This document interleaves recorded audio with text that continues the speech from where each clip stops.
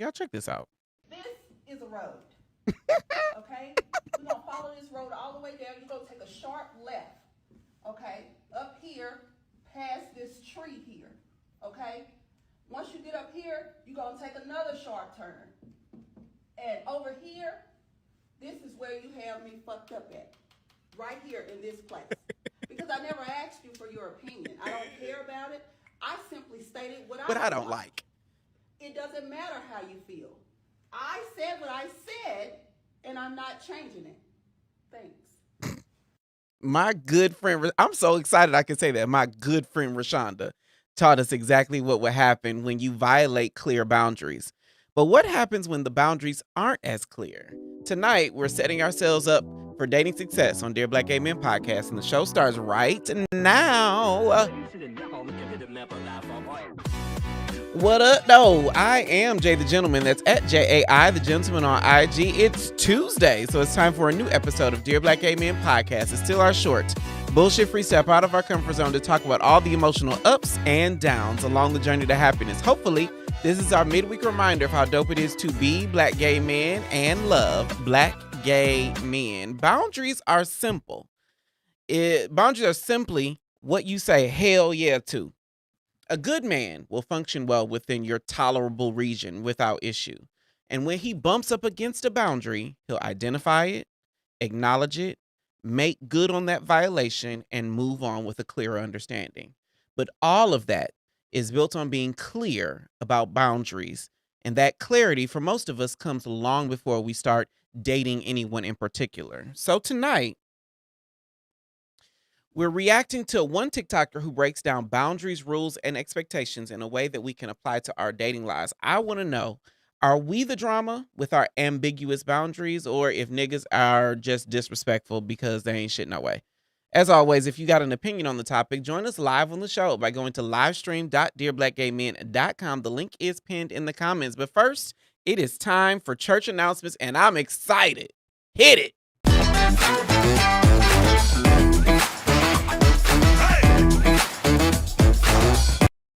Every week, I write about the ups and downs along the dating journey as I manifest my man in 2025. It's a deep dive into my emotional and sexual trials this year. My Saturday session and how I taught him to be a good boy is still ringing true. The people are still reacting to it, and I'm excited about it. You can join for free by clicking the screen now, or the link is in the description. What to expect when you're dating? I get all these DMs asking some very specific dating questions. And while I appreciate each question, I've started to notice a pattern. The girls are asking all about the same topic, just using different words. So now that the weather is changing and the hot girl summer is turning into cuffing season, here are 4 things to keep in mind as you start dating. Number 1, that man is single. I know you like him. I know he's cute and says the right things. I know you want to be something more with him. But for right now, he's single. Don't discount your feelings or his effort, but manage your expectations until both of you agree to something more. Number 2, you, my friend, are single. Men are simple. If you give boyfriend energy before you are a boyfriend, what incentive do either of you have to make things more official? Number 3, just say no. When you're unsure how your actions will affect your dating circumstance, regardless of what it is, lean on your integrity. If you think things are getting serious, but this new guy just slid in your DMs, or if you're craving the comfort of a man and your current situation is unavailable, if you have any question on what to do, your integrity will never fail you.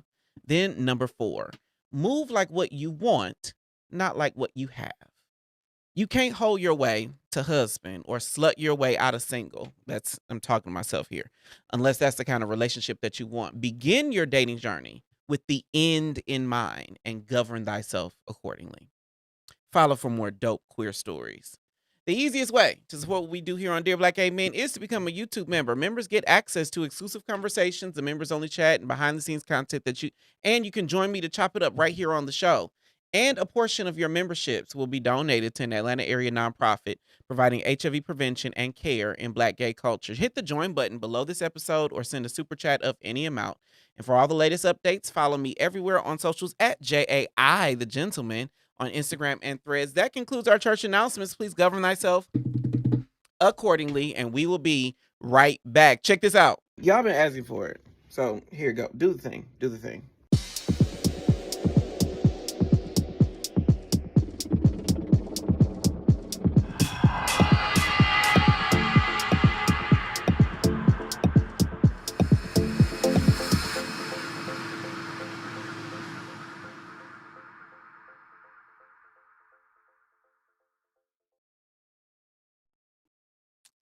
I am so excited to announce this. Welcome back to Dear Black Gay Men Podcast. We are having our first private party. Dear Black Gay Men is having its first private party in October. I'm very, very excited. Check this out.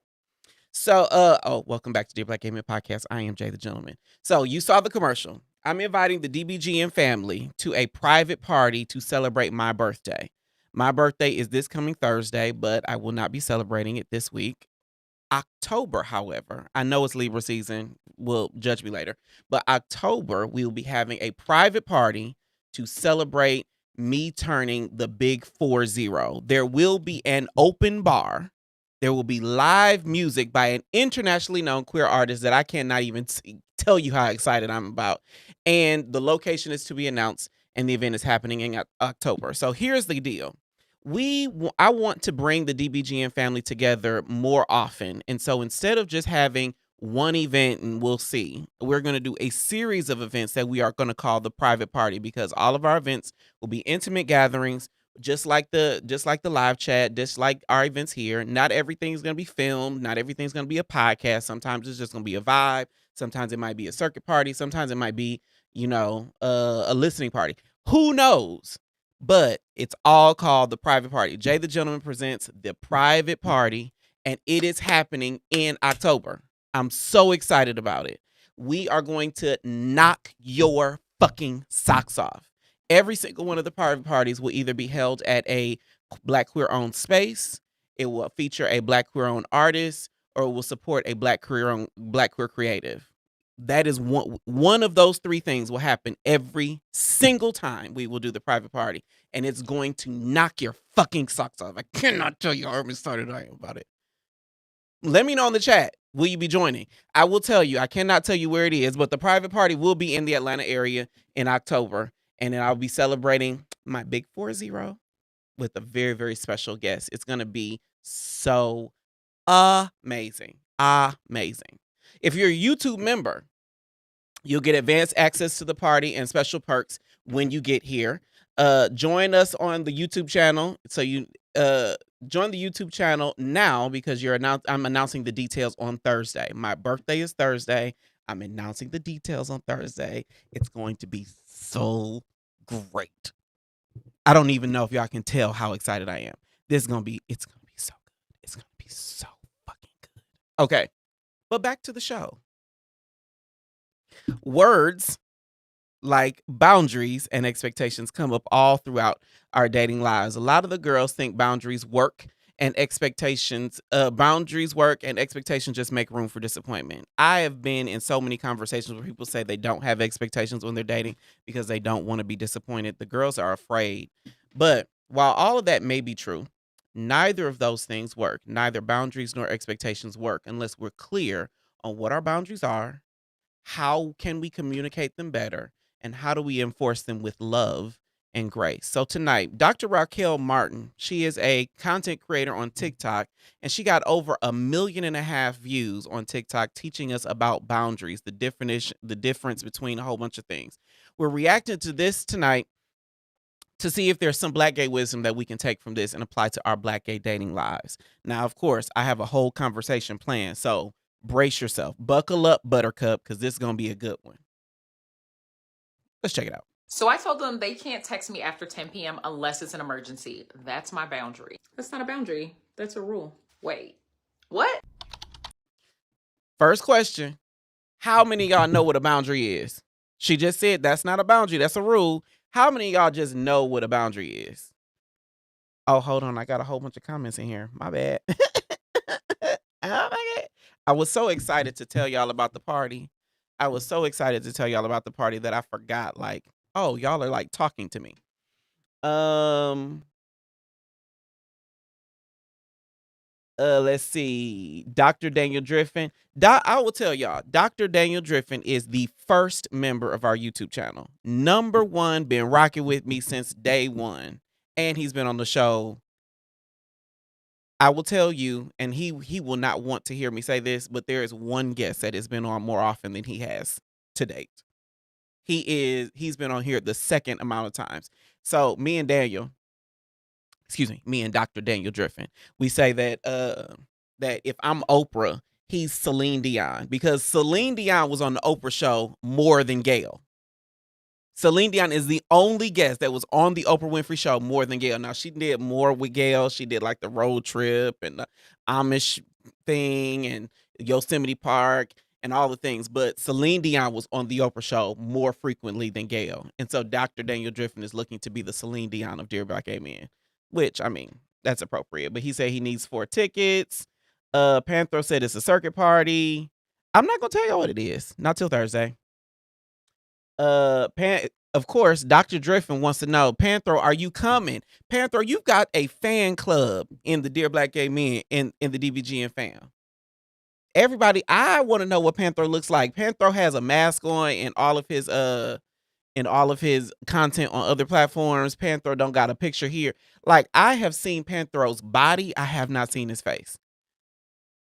Panther got a fan club. Panther said, Lord, I wish I could come, but I'm not in ATL. I don't even know where Panther is. Rolando DD said, Jay, be so for real. Socks be damn. If this mystery guest is Duran Bernard, I'm trying to break his back in.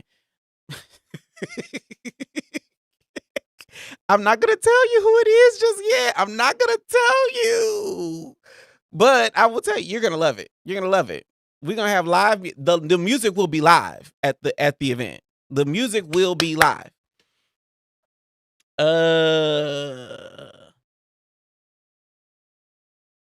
Official E says my Nana's birthday was today. Yay, Virgo. Virgo Nation. I told y'all my mom, my best friend, my brother, my best friend's twin brother, my best friend's older brother. Several people in my life are Virgo. Virgo Nation is taking over.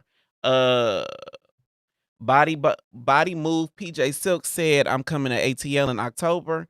Cannot wait to give y'all the details. That is the reason why we are announcing it, and that is also the reason why I'm waiting until October to celebrate. Is because for people who do want to travel, I want to give people notice. I will tell you this. I told y'all there was a party.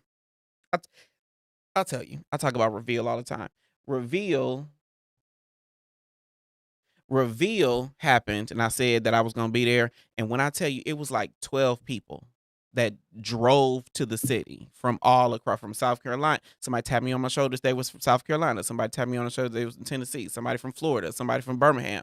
Like, people came to the city to go to Reveal.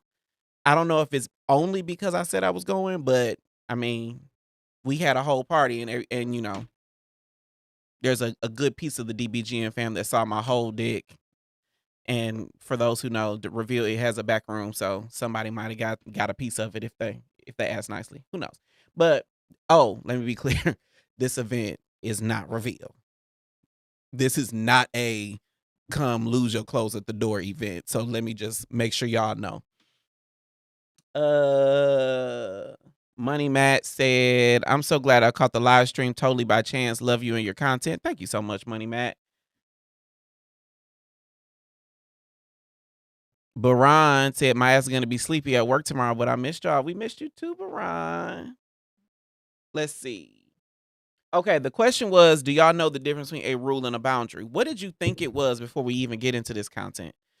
I think that in our dating lives, we have a whole lot of, I think we have rules, we have boundaries, I won't get to expectations yet, but I don't know that even until I saw this content that I knew the difference between any of that.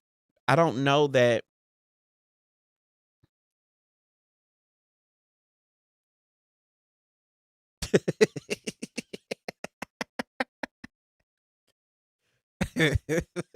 Shit, let Duran be there, then panties coming off.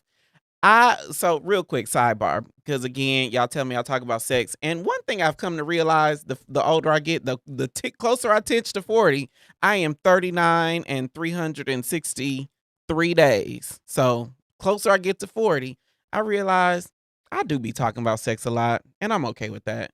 But just for clarity, I think Duran Bernard is like the definition of big dick energy. I do not know what that man looks like naked. I do not know what he gives. I don't know his sexual position. I don't know anything about him. He is one of my dream guests. But Duran Bernard is like the definition of fuck around and find out, big dick energy. I said what I said, 10 toes down on everything. You can take me or leave me. We're here, we're queer, get used to it. All of those things. That is what I believe Duran Bernard gives. And I have met him. He is shorter than me and he's skinny. So I'll be like, that little man is the T. He ain't unthroned Tevin Campbell in my life, but he is the T.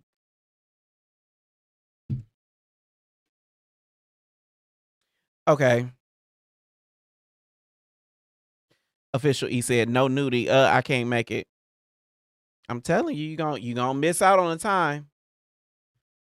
Benjamin Johnson says, when I was in school in South Carolina, we would always go to Charlotte and Atlanta during the weekends. I'm telling you, the people will come. The people come. The people come. Benjamin Johnson said, I thought Duran Bernard was the top. I don't know. Your guess good as mine. I have no clue. I have watched every interview and he skirts around the topic. He ain't a I have gotten the vibe that he ain't a total something, but I don't know what. I know he's not total this or total that, but I don't know what that means. Okay. Let's keep going with the content cuz we could talk about this party all day. A boundary guides your behavior. A rule tries to control someone else's. So a boundary would sound more like, I don't respond to texts after 10 p.m.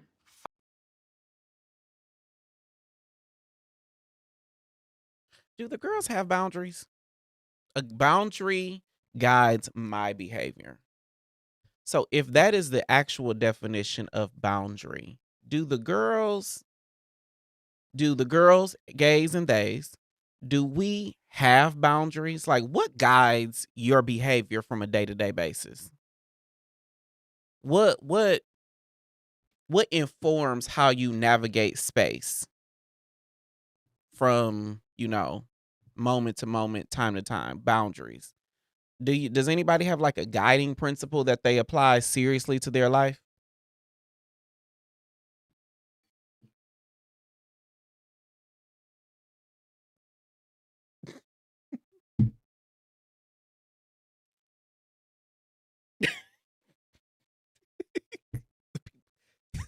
Rolando is to Duran Bernard as Jay the Gentleman is to Tevin Campbell, just for clarity. And the upside, let me take a little sidebar here because we might as well double tap on it. But I am going to get to this because I do want to talk about boundaries. The irony is somebody tried to check me on liking Tevin Campbell because he's older now. Like Tevin Campbell came out when he was a teenager 30 years ago. So he is like pushing 50. Tevin Campbell, I don't give a shit what anybody got to say about Tevin Campbell. I will die on that hill. He will Can We Talk? I'm Ready. I don't know why I be blanking out with Tevin Campbell songs, but I like Tevin Campbell could get the most intimate parts of me, and I would come back for more. If y'all see this, just know Tevin Campbell is top of the list. If you date me, just know, let Tevin Campbell slide in my DMs. Let Tevin Campbell's people contact my people. Let Tevin Campbell request to be on this podcast. This might end up on OnlyFans. It would be so. I Let me not even go that direction. Like I would be so enamored with him. The fact that Tevin Campbell is one of the first celebrities I've ever heard of the first black celebrities I've ever heard of come out of the closet. Like, I knew James Baldwin was gay. I knew Elin Harris was gay because they built a career around being themselves, Bayard Rustin. But Tevin Campbell was the first person in my life that came out, that was outed for reasons we don't need to discuss. Like, Tevin Campbell has my respect. He has my admiration. He had,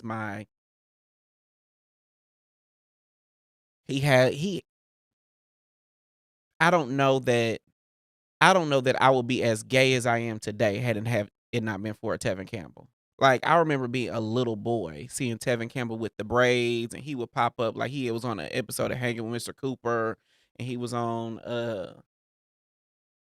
I don't think he was on Family Matters, but I know he was on Hanging with Mr. Cooper, and he might have been on like one of them UPN shows like Martin or Living Single or something. But Tevin Campbell defined a generate like he was the beginning of a generation of gay that that so yeah, like I lust after him because I do think Tevin Campbell is deeply attractive, but I have admiration for that man. I have gratitude for him and all the bullshit he had to go through. His career was ruined so that people like me and I wouldn't even put me in the number, but Lil Nas X and Sean T and and Karamo and all of that, like we would not have the opportunities we have less had there not been people like Tevin Campbell. And I just think he was on Fresh Prince. I remember that. He was on Fresh Prince too. And I do think he was like he dated Ashley, and I think a lot of that happened because they were trying to clean up his reputation. Because I mean, looking back on it, Tevin Campbell looked gay, good skin and big lips with pretty teeth, and he was always smiling and like he looked gay. And now, I mean, he is gay, so there's that. But back to boundaries.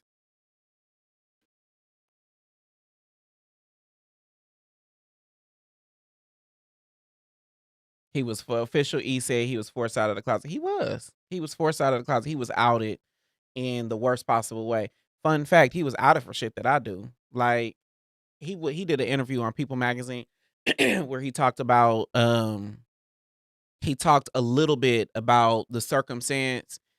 We don't need to rehash it. It was not they did not shine him in a positive light at the time. But the irony is the shit that he did because he is a celebrity and deeply talented. The unfortunate part is that is why I do the same shit. Like I left Liberation Circuit Party in like half my ass hanging out. I forgot my shorts at the coat check. So I had like half my ass hanging out walking to my car, just like Lil Nas X. I was not, on I wasn't I was in my right mind, but I'm walking down the street just like Lil Nas X was, but because he's famous and I'm not, somebody caught him and blah blah blah, right? The unfortunate outcomes of celebrity. Rules are we here, right here. Boundaries and rules. Rolando DD added right boundaries. Rules are intended to control those around you. Boundaries are intended to control yourself. But do we have boundaries though? Like what is a boundary that we have? I feel like sometimes our culture is very boundaryless. We end up in these positions in these predicaments where we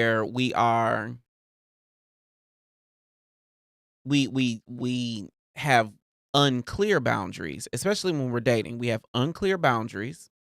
Somebody violates them, and then we dime out because they didn't know this was about. They didn't know they made you feel some kind of way, and now next thing you know, you single again, and they clueless because you ghosted them or whatever. And I think that's just the nature of our culture. I don't think the problem is developing the boundaries. I think the problem is communicating them.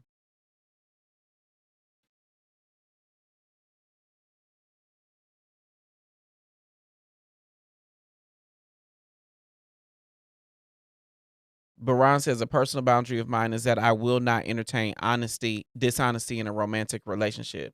Don't lie to Baran.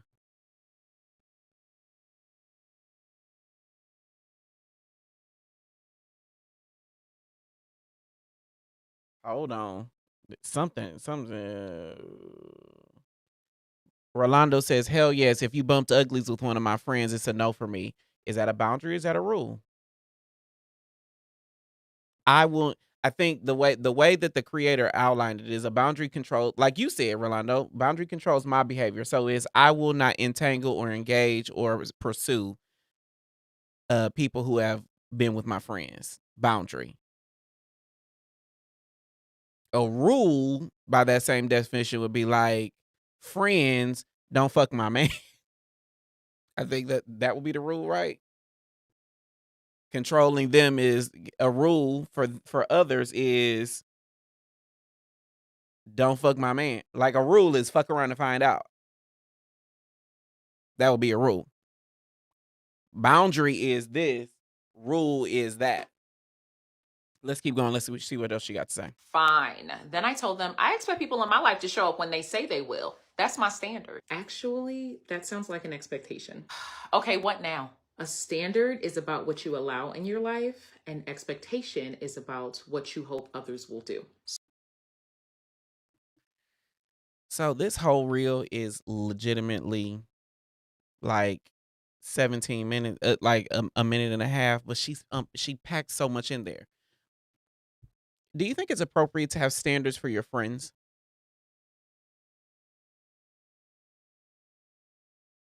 Do you have standards for your friend circle? Let me know in the comments. You and I are friends. We go out, we shoot the shit every once in a while, we talk. Do you have standards for your friend circle?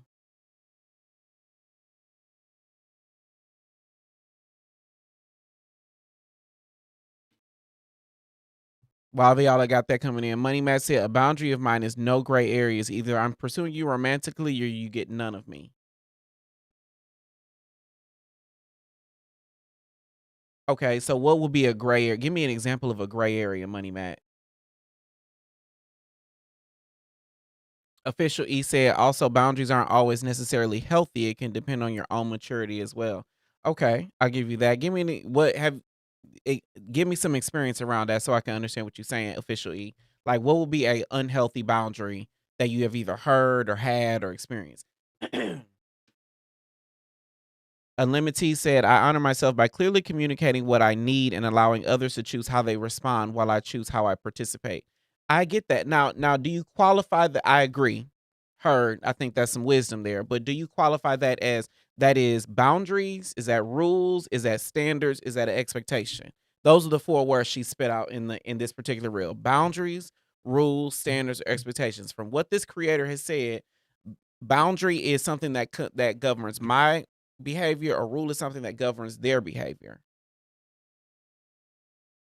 It sounds like I honor myself by clearly communicating what I need and allowing others to choose how they respond while I choose how I participate.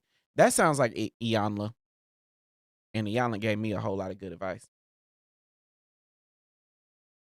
The question that I asked was, do you have standards for your friend circle?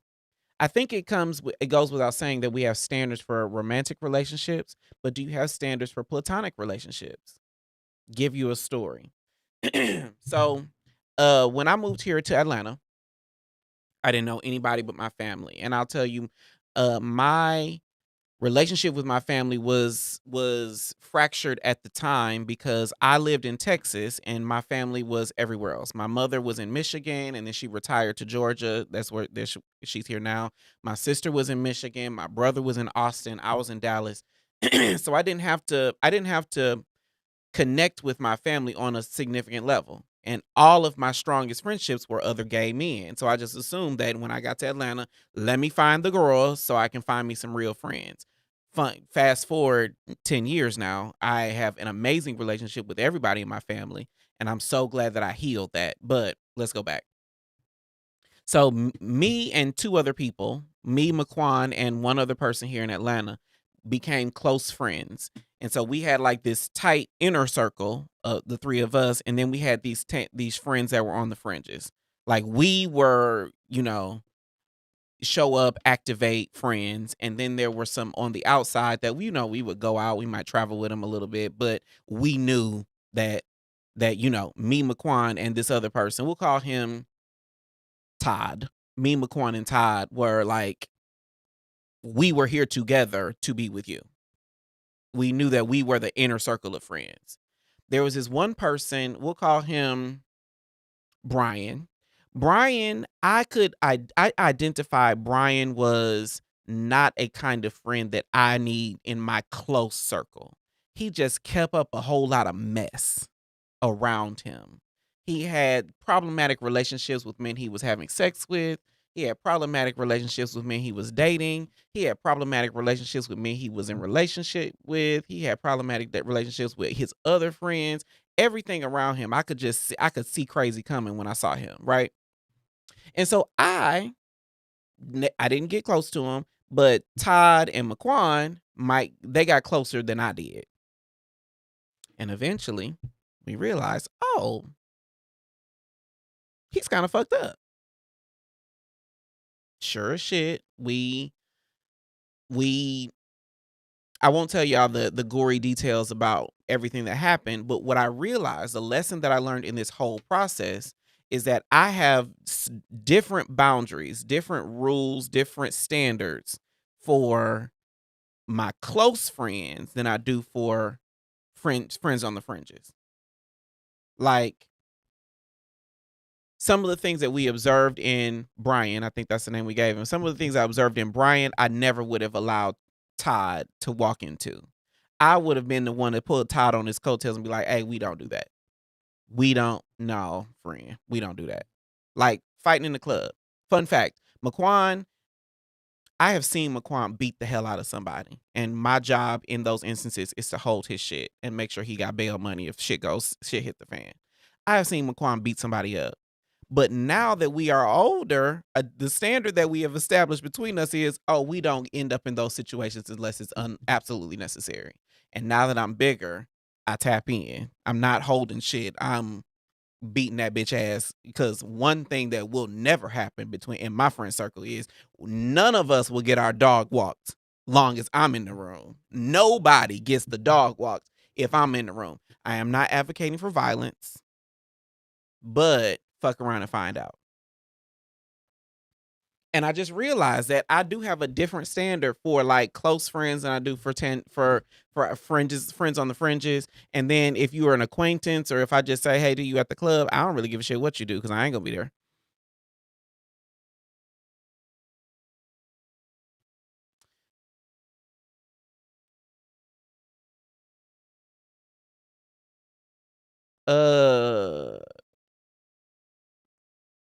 Official E said, without saying too much personal stuff, we can and have made boundaries out of fear and as a reaction to my own abuse, as others may do the same. Yes, I agree. Sometimes our boundaries are trauma informed.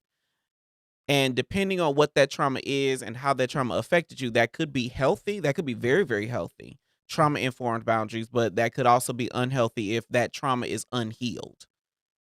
I will admit that I am a victim of sexual assault, and a lot of people in my life are also a victim of sexual assault. And so for a long time, I had boundaries to steer clear of people that looked and walked and talked like my assailant. I've also been gay bashed, and for a long time I didn't like white people. Like, no white people. That was a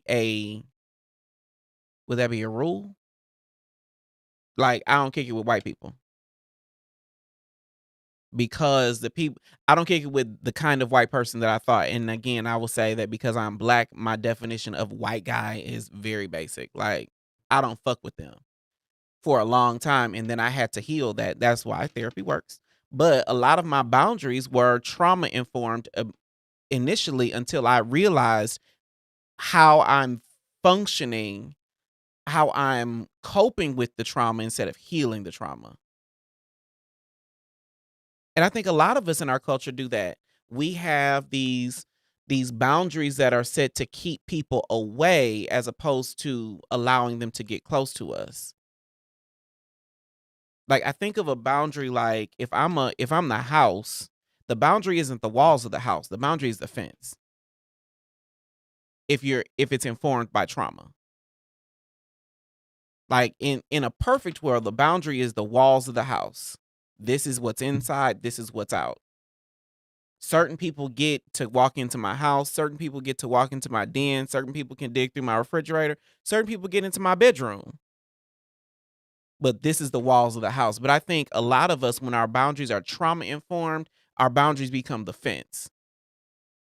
And we're trying to distinguish what's mine versus what's yours, or what is everything else. And I think when you heal it, using that same analogy, when you heal trauma, when trauma informed boundaries are the fence. So when you heal the trauma, you realize I don't need the fence because I got the walls. That's how I think of it.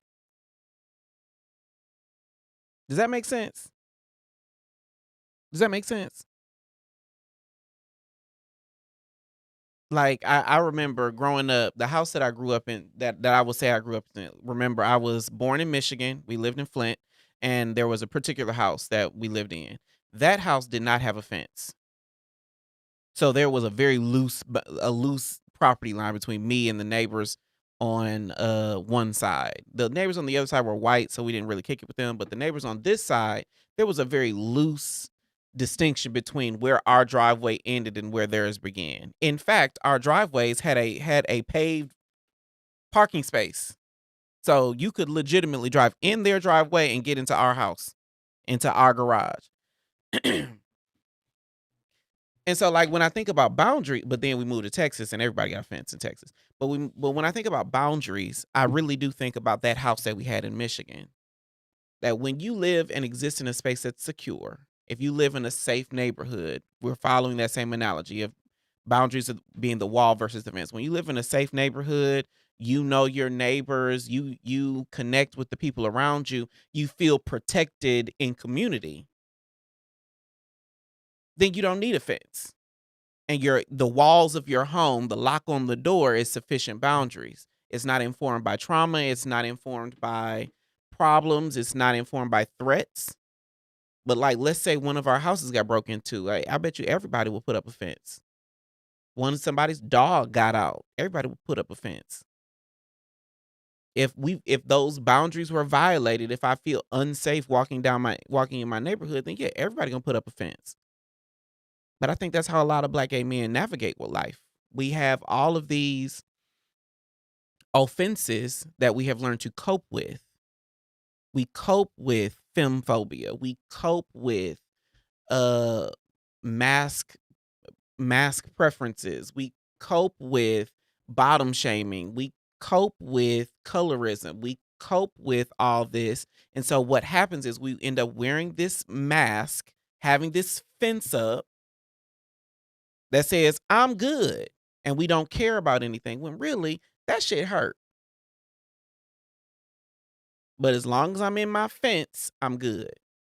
And then we end up going in our house and being really heartbroken, when really, sometimes culture needs to catch up. Sometimes we need to change our environment. We need to do other things. And it's not just having harder boundaries that are further out. Sometimes it's healing the problem that got you in that situation in the first place.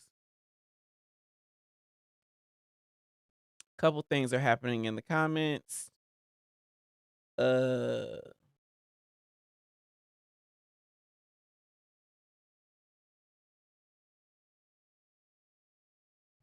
Rolando DD added, having too many boundaries is unhealthy. Some good standards to have for your friend circle would be reciprocity, trust, loyalty, and respect.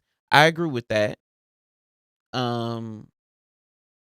Fun fact, my best friend, his Instagram is truth. I shouldn't say that, but he's very loyal. He's a very loyal person. Loyalty to him is a top priority. And so that is one of the things that I rely on in our friendship, is like, I navigate the world feeling that he gonna be there for me, because he has demonstrated that on many fronts. As I'm saying that, I hope he knows that the same maybe I should tell him that. But I hope he knows that he can count on me the way that I've come to count on him. But yes, I agree with that. Antoine McCalvin said, also my main boundary is having good, positive, motivating friends that will support me in life journey, in life, uplifting each other. That sounds like a rule. The rule is we uplift each other. That doesn't sound like a boundary. That sounds like a rule. Because again, boundaries are, I don't, if this happens, this is how I react.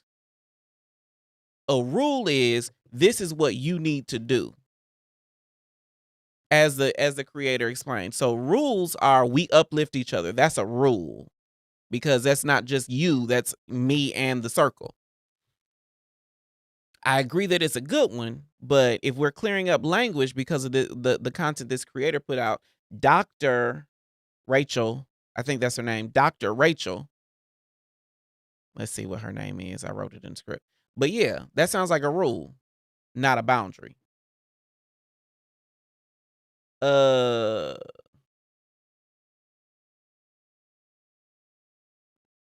Official E said gay men should not be fighting each other. I agree. I do agree. But also, Raquel, Dr. Raquel Martin, that's who we react to. But also, I'm not going to let none of my friends get their dog walked. That's just not how I'm going to operate. I agree. We should not be fighting each other. There are different ways to solve our differences. Just know, I ain't letting nobody that's close to me gonna ever feel like they outside by themselves. Never. That is a boundary. Antoine McCalvin said, OMG, you were? Yes. Jay, I can relate. The armed guard and the guard shack at the entry gated to community is the boundary. Got it. I agree. Some of my traumas are huge walls and hard to break down. You know, the funny thing is, and again, I don't mind bringing sex into it. I do think that is one of the reasons why so many of us have bad sex. And I use that comparatively so. I think that I am appalled at how many black gay men are victims of sexual violence. I am appalled at it. But the hard part about it is, if a man violated me when I was little and I grow up and now I'm attracted to men, I don't know that a lot of us do the work of coping with the trauma that was happened when we were younger or smaller or previously in our past, with the fact that we have motivations toward men that might look and walk and talk like this. Like my assailant was a black man. He is absolutely dusty now. I would never. I would never. Ugh. Oh God, that man is. Let me get back on topic. But I think a lot of times what happens is we end up being violated by men that walk and talk and look like men that could potentially be attracted to now. And so what a lot of us do in sex is we disconnect. We don't allow ourselves the vulnerability to be fully open. We keep that back door, that secret place locked. And in my case, I'll tell you, my story is I pursued hypersexuality because I wanted to be vulnerable with the people that I was connecting with, but I just couldn't overcome the fact that you look like that. The way my body reacted to this man that I could do consent to looks a lot like the man that I did not consent to a long time ago. And I don't have, a particular story, but I have heard a lot of us deal with that same kind of cognitive dissonance, that my body is doing the same things for this man that is well within my boundaries that I do consent to, that it did for this man that violated my boundaries. And so the resulting action is a disconnection. We don't allow ourselves to be vulnerable. We don't allow ourselves to feel deep intimacy. We don't allow ourselves to explore interest and intrigue because these things are too similar. And I think I think the boundary of when I am sexual, I disconnect is something that a lot of us are not aware of, but also it's a pain that a lot of us are not even keen enough to heal. I might be off base, I might be putting too much into it, but I think but again, I do believe sex is an analogy for life, and I truly believe that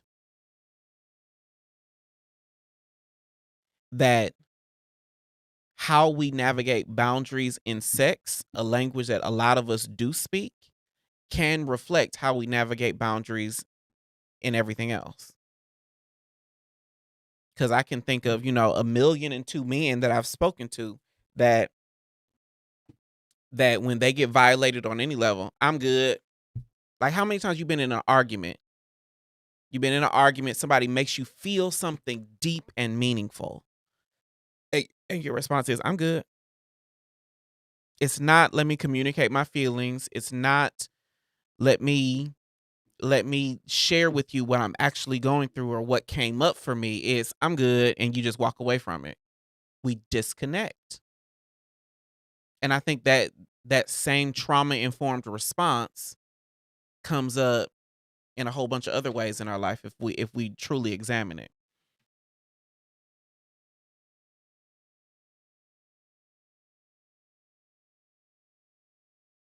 Official E says the thing about sexual abuse with us is they see what we are. They know we might be gay, so they take advantage because they know the world is not on our side and they'll probably fuck us up. I don't know that people are aware enough to know the outcomes of sexual violence. I don't think the assailants, the aggressors in sexual violence, in any kind of violence, understand the long term impacts. Or maybe they do. Maybe they want to beat it out of us. Maybe that is why we are groomed to. I know I was groomed, but maybe that is why that happens. But a lot of times, what I've realized is the reaction that a lot of us have, myself included, to violated boundaries is disconnection, is emotional disconnection and nonchalance instead of expression. And I think that is a safety measure when we're talking about a non-consensual violation of boundaries, a relationship that should have ended, a a person that did us wrong on a major way. But when we're talking about dating and someone I'm trying to build with, being nonchalant doesn't serve anybody. It doesn't help anybody learn how to connect with you. It doesn't make it to where, you know, we can grow from this. And I can't tell you how many good people I've dated that I've walked out on or did not give a second chance and burned them out of my phone and let them go because they violated some boundary. And instead of being courageous and vulnerable and explaining how they could have, how they can better respect my boundaries, how they could better live up to my expectations, how we could establish a standard for what we're building together, I walked away most times without an explanation. But again, that's me because I'm the drama. Uh, Carlos Lafour said this very well could be a defense mechanism. I don't. Sometimes I mean I be diving into y'all's conversations in the middle, so I don't be understanding the full context. Baron Unlimited said, Baron, thank you, sir. Just trying to add value to the convo. You do add value to the convo, Unlimited. Everyone does. That kind of sounded dismissive. You specifically do add value to the convo. And I hope that everyone feels that they are adding value to the conversation. Antonio McCalvin said you spoke that to me, Unlimited. Maybe I should go back and see what Unlimited said. That was so profound.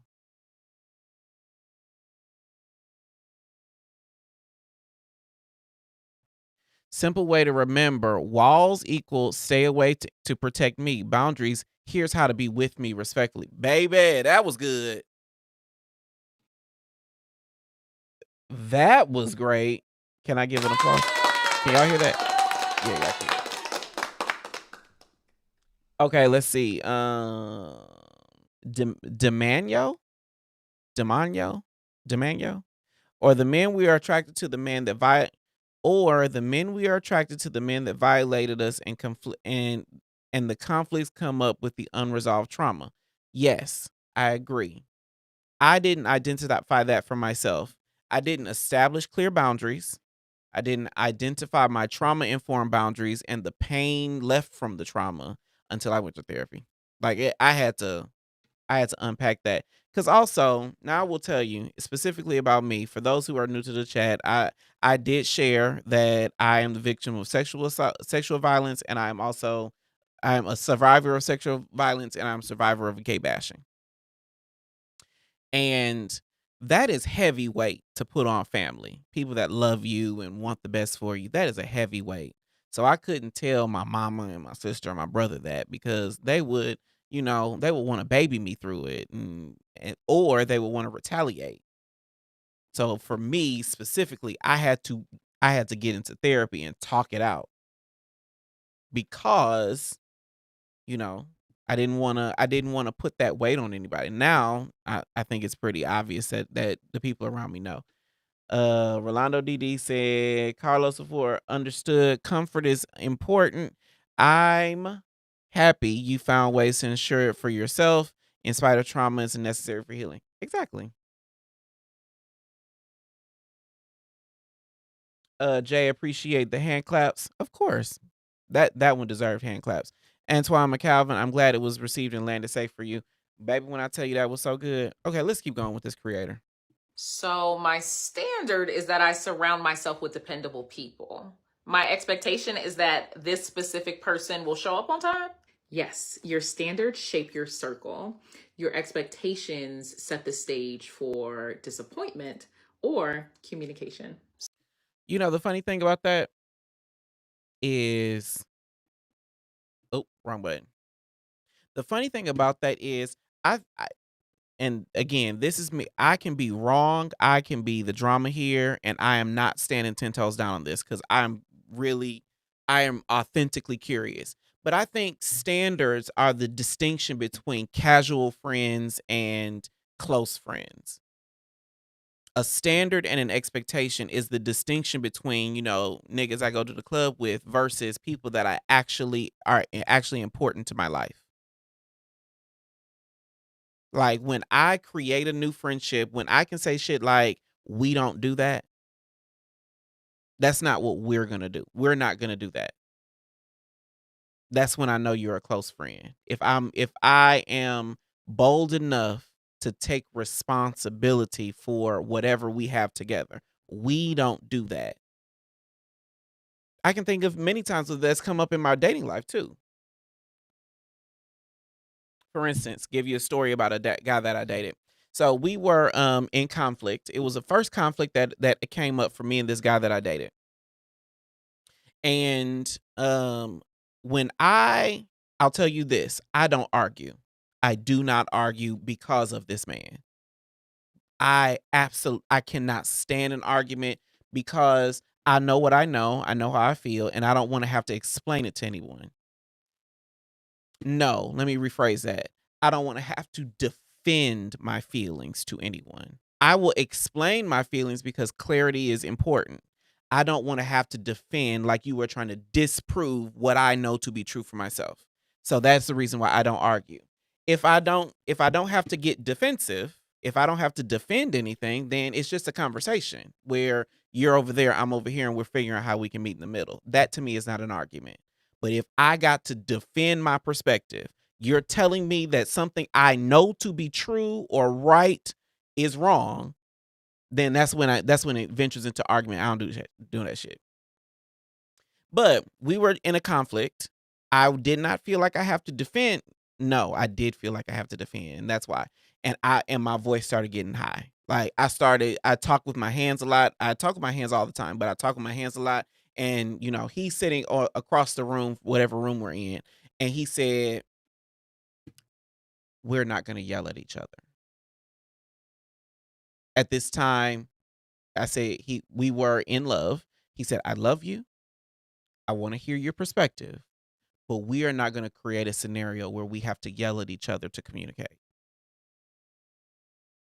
Now, real time, I was pissed as hell at this man because he forced me into a defensive stance. Long term, that turned me on so deeply because him establishing that standard for us made me feel even more invested in the connection.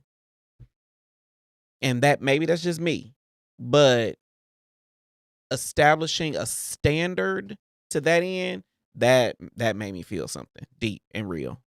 And I was like, okay. Yes, sir. Baron said, oh, he checked you. Yes, he absolutely checked me. Now, he and I are not dating anymore, but what that did tell me, what that showed me, the lesson I walked away from that and that dating situation is I never have to argue. Like if I feel myself getting defensive, that absolutely is a sign that I need to walk away from this conversation and this person. Cuz you can be curious about my perspective on something. You can be curious about my experience. You can be curious about anything, and I will engage in conversation about anything that I know to be true for myself. But when I got to defend something that either means that A, you are trying to discredit my experience, B, you are gaslighting me and lying to my face, or C, whatever it is, you are not empathetic enough to see that I might see a set of circumstances differently than you do. In A and B, red flag, run away. Do not pass go, do not collect $200. Get me out of here. Now, number 3, I'll work with you. You got about 3 strikes before you're out. 1 and 2, gaslighting or lying or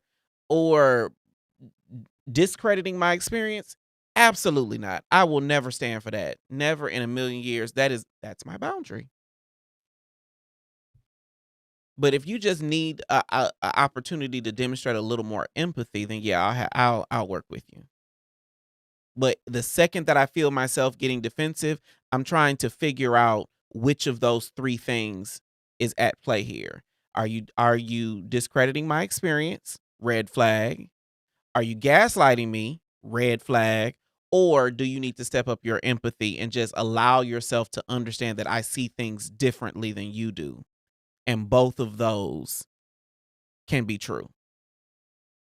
And ironically, that third one I think is where Black queer culture needs the most help. Because I think that we're getting to a place where we can see gaslighting a little better now that we have a word for it. 10 years ago, I don't know that gaslighting was a thing. I don't know that it was a term that we had. But I think we can see gaslighting. If you're gonna gaslight me, then I'll just walk away. If you're gonna discredit my experience, absolutely gonna walk away because you ain't gonna change what happened to me. And you're definitely not gonna change how I felt about it.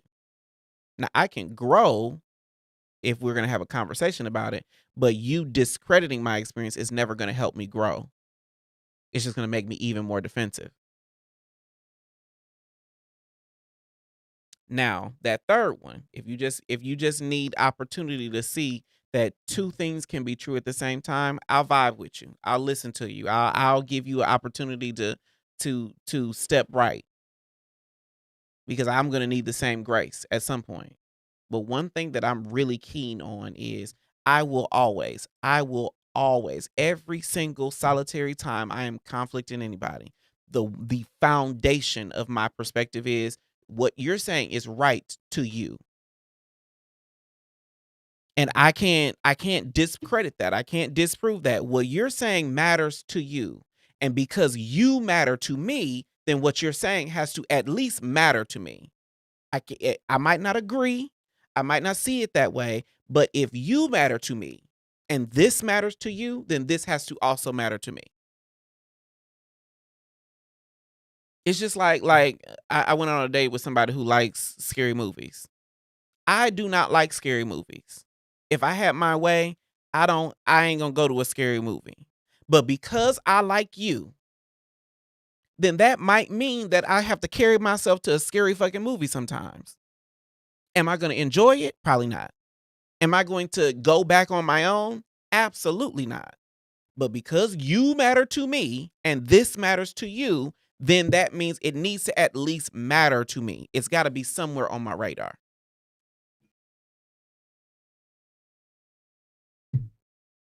That's just me. I see y'all in the comments. Cortez says, this is good. Andre McCalvin says, absolutely. Unlimited says, clock it. Benjamin Johnson says, that's how I am. I also think that's a Virgo trait. It might be. It might be. And I'm tension toward my birthday. So, I'm at my Super Saiyan level Virgo here. I'm about to upgrade. But yeah, that I don't argue, that runs deep and strong with me. Deep and strong with me. I refuse to argue ever with anybody. We can dialogue, we can discuss, we can even disagree about it, but I'm never going to be caught in another argument, not in a dating situation. I don't because I think arguing has I'm right and you're wrong built into it. Arguing has to be founded on I'm right and you're wrong. And there is not a situation under the sun that I can think of where me saying you're wrong about something is going to help you see it my way.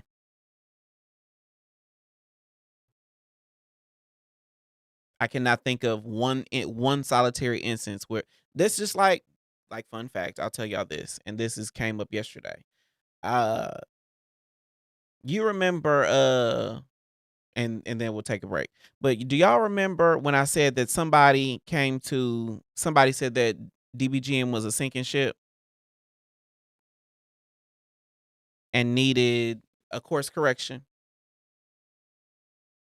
Somebody said DBGM is a sinking ship, needed a course correction, and my response was, come on the show, let's talk about it.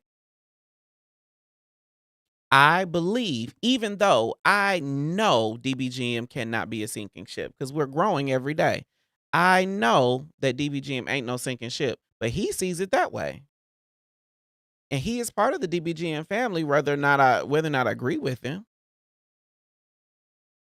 And so because this is important to you, it was important enough for him to even leave a comment. And you are important to me because you are in the DBGN family, then I at least gotta acknowledge that. I at least have to acknowledge the validity of what you're saying. You may have a fucked up way of expressing it. You may have I wish you could have said that a different way, but my stance and my response to him was, come on the show and let's talk about it. Because I acknowledge his perspective was important to him. Fun fact, that person was in the chat yesterday.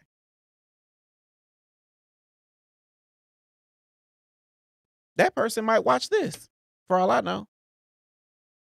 But all of that is the distinction between arguing and discussing. I was never going to get anywhere if I told him that he's wrong, I'm right. But instead, I said, hey, let's talk about it. And next thing you know, he back in the chat, meaningfully contributing to the conversation. And he did make some valid points. Winter Menace had said that we are hypersexual here.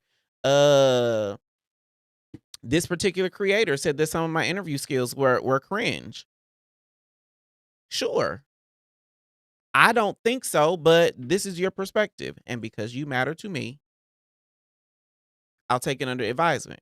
I made some slight adjustments, and next thing you know, he's back during the live and commenting.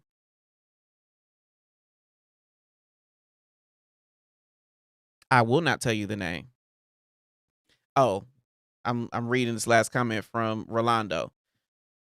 I know you fucking lying. Care to refresh my memory? I don't remember the name. Nope, I will not tell you the name. Who Hypnos on Woo, I came here for sex talk and ended up in group therapy just poking fun about sex talk, Jay. Great discussion. Rolando DD says, one day I'm gonna be as grown as you. Benjamin Johnson says, yeah, I remember that. I believe Rashad Terry, that's a name I haven't seen in the chat in a long time. Why is it that when you stand firm on not arguing and true to I know what is for me, oftentimes the other party categorizes as a know-it-all or rigid, like no sir, no ma'am, not it. Because let me add a couple things. And before I say this, because I have a difference of opinion, let me just qualify it by I'm not trying to argue. I mean, that's what we talking about. I'm not trying to argue. I'm not trying to discredit your opinion. But what I will say is there is a distinct difference between I know what I like, this is who I am, and let me hear what your perspective. I am self-aware enough to know that my intention is to not make anyone in this example. Remember that the person who said we were saying shit, let's call him Joe. So remember, Joe's quarrel with me was that I was making guests in the chat uncomfortable. I know my intention is not to make someone uncomfortable. His opinion was, but the way you express your questions, the way you host this show does. And so my job, because this is important to him, is I listen to him. I read that comment like 30 times. I read it like 30 times to figure out, like, what did I do? And I don't know if y'all know, but like when you're watching the replay, comments come with timestamps. So I can see when during the show you added this comment. So I watched like the 10 minutes before, 10 minutes after, seeing where is this coming from? That is very different than I know who I am. Because the gotcha about self-awareness, people think that knowing who I am is self-awareness, and it's not. I know who I am is self-knowledge.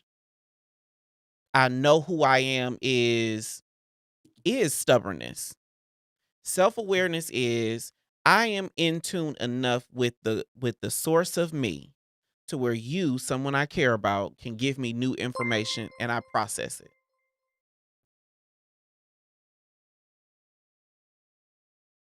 You can give me new information about me and I can process it.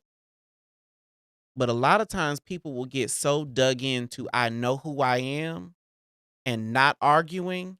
And what we're really doing is they're just avoiding accountability.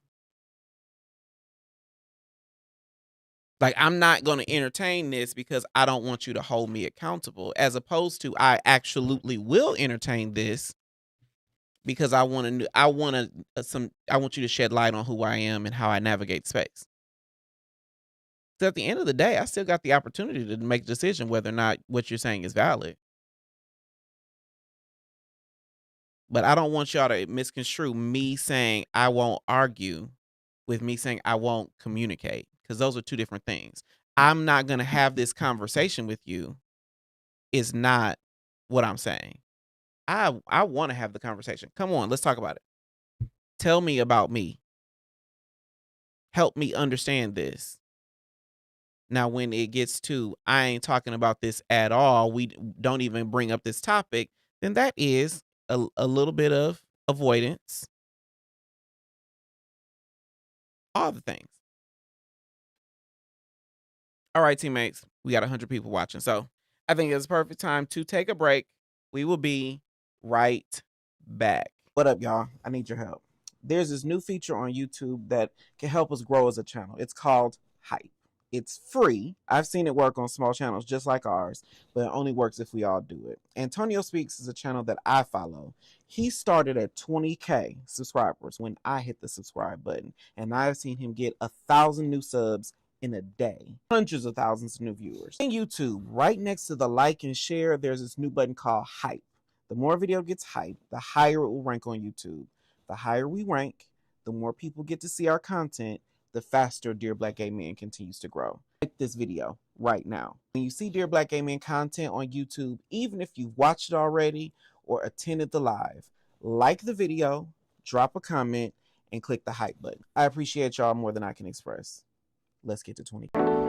What up, though? I am Jay the Gentleman, and I host all the craziness that happens right here in the back room. As far as I know, we are the only queer-led podcast that has its own studio in Atlanta, and we party in the back room. We have a Kiki in the back room. Get that gooch licked on or something. Like, figure it out. Like, we have a cocktail in the back room. Oh, that's really good. That's what she said. And we grow in the back room. Every time y'all are here, every time you're here, you say something that I'm just like, that really happens? If you're in the Atlanta area, you want to join us in the back room, visit dearblackgayman.com/tickets to see what live shows and events we have coming up right here in the back room.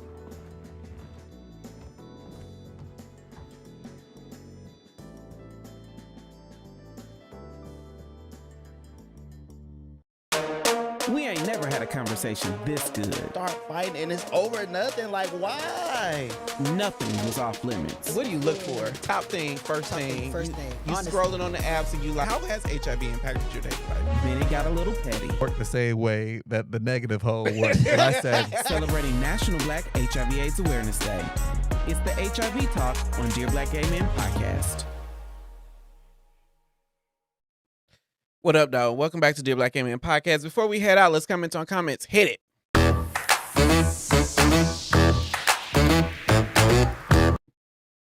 The comments keep the conversation going through the roof. Remember that you can join me right here on Dear Black Gay Man podcast by going to livestream.dearblackgayman.com.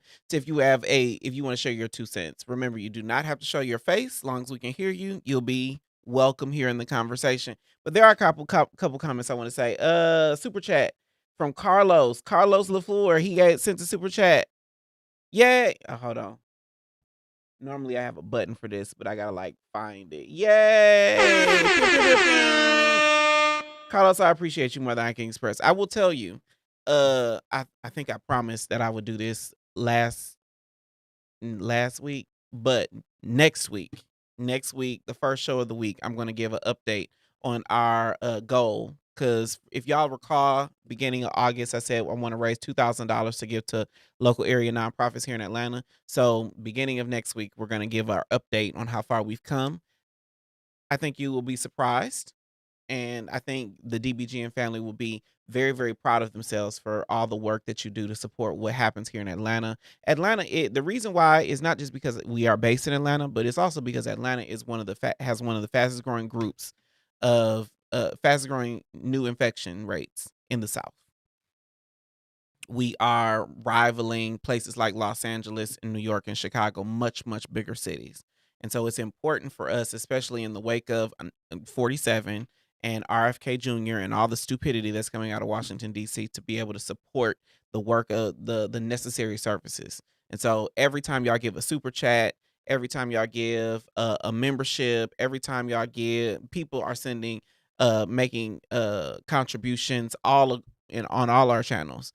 But every time, it's a piece of it is going to go back to supporting the work that's happening here. And I'm going to give you an update. I'm very excited about it. I'm very excited. Rashad Terry, he posted, he said, this is about the I'm not going to argue conversation, but what about after you listen, process, and make the decision, and then it becomes combative? Now I'm just ready to remove myself. That is fair. Why are you removing yourself? The only reason I ask is because I know for myself that I have low patience for people who, when I feel like I'm not being heard. If I don't feel like you are hearing and processing and listening to the words that I am saying, then it really feels as if you are trying to argue. And so I have to, in real time, make the decision. Is it just you're not hearing me, or is it I don't like what you're saying?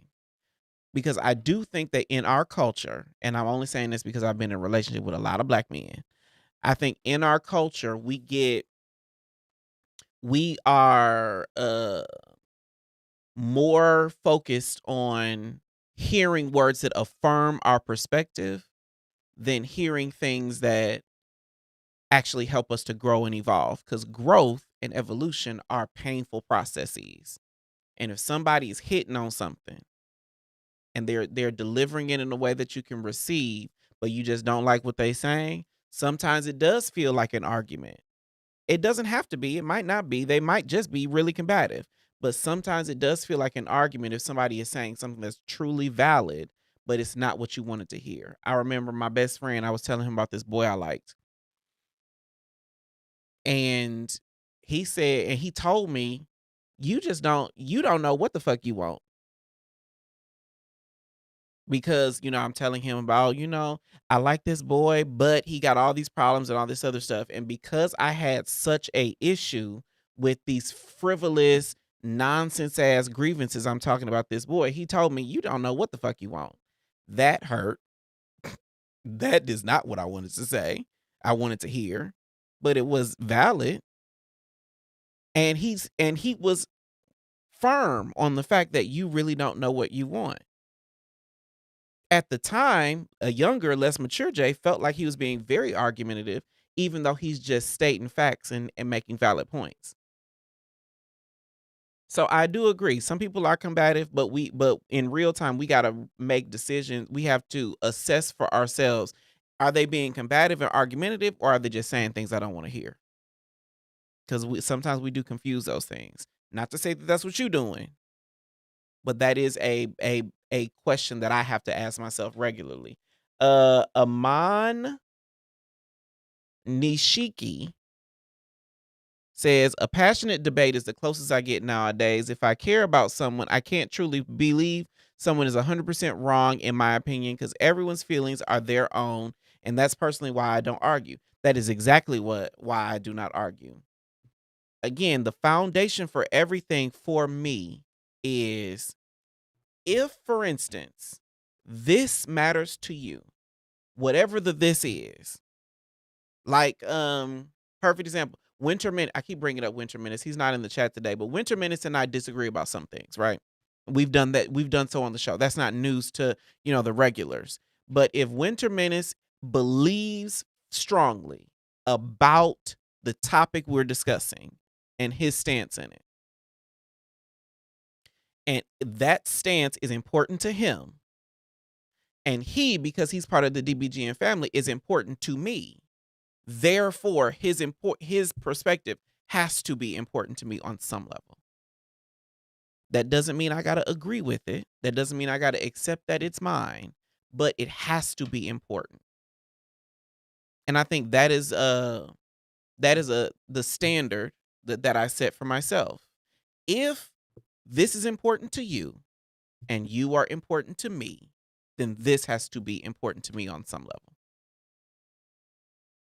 And ironically, that is not how I stay out of arguments. That's how I avoid them altogether. I have not had an argument. I haven't even gotten close to an argument, because at the very least, I can say, this is important to you. I can say, you are important to me. And I have to actively make the decision to allow your words to matter. That's it.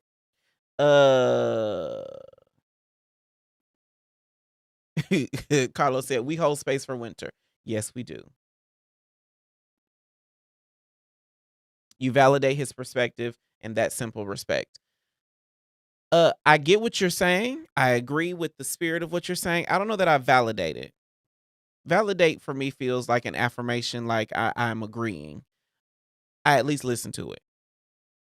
Because to Rashad's point, Rashad Terry Beauty, I know who Rashad is, but to Rashad Terry Beauty, it's not that. Fun fact, real quick, just a quick little aside. Rashad Terry Beauty used to have, I don't know if you still have it, but you used to have this skincare line, and he had this mask that you wear like 15 minutes in the morning before you wash your face.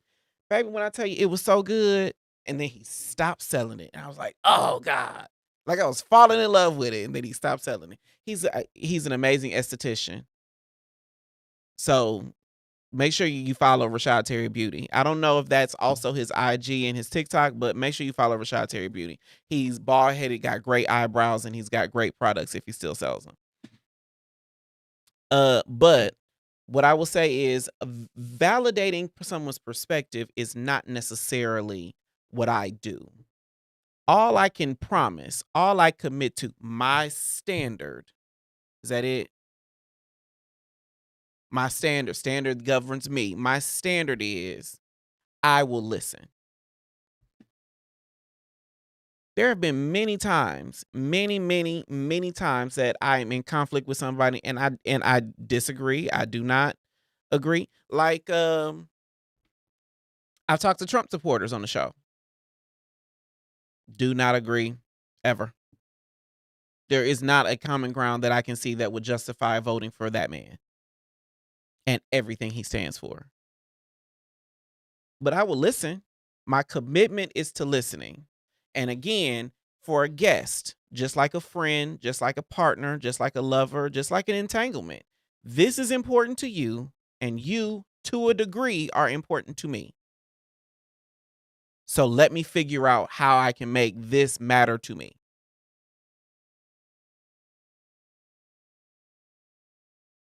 That's it. So no, I don't say I validate someone's opinion. I just say the only commitment that I make is to listen. Like the dude, like Joe that said we were a sinking ship, like people whose opinions I differ from on the sofa, like people that I've interviewed that I just don't get it. I interviewed one straight dude. This interview will never see the light of day, and he was just saying bullshit left and right. But he is my guest. He is a guest on my platform. So your perspective matters to you. And for this hour, you matter to me. So let me figure out how I can sit here and listen to you and engage meaningfully in conversation. That is all. That is my only commitment. And the only reason that I differentiate between validating and listening is because that's what I do all the time. There are many people here, and it's not strong disagreements, but people say stuff on the sofa all the time that I disagree with. And my job is just, oh, word? That's what's up. Like, that's how you know black men have clued out. Like, y'all ever do that?